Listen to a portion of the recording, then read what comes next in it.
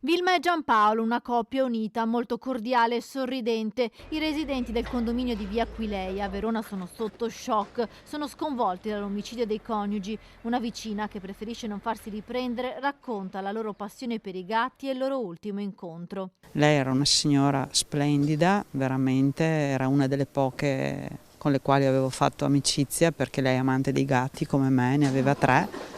Anzi, adesso dovrò prendermene cura di uno perché è stato abbandonato lì, e per me è stato un colpo al cuore, perché l'altra mattina eravamo qui giù che stavamo chiacchierando. Fuori dal portone del palazzo, le cucce degli animali, i resti di cibo messi per l'ultima volta da Vilma. Il delitto si è consumato la sera di lunedì, quando il figlio della coppia è arrivato in casa, forse per chiedere ancora denaro per acquistare la droga.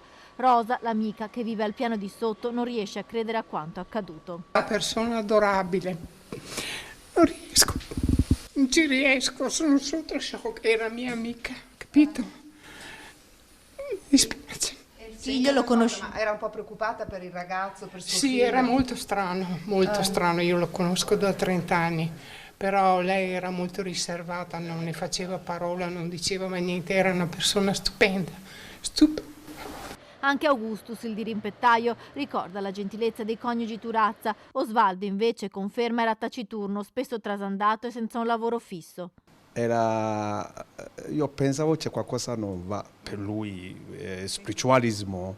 Osvaldo Turazza non viveva con i genitori ma condivideva un appartamento con una donna nel quartiere di Porto San Pancrazio a Verona. Lunedì sera nessun vicino ha sentito rumori particolari. Il delitto deve essere avvenuto in preda ad un raptus durato pochi minuti.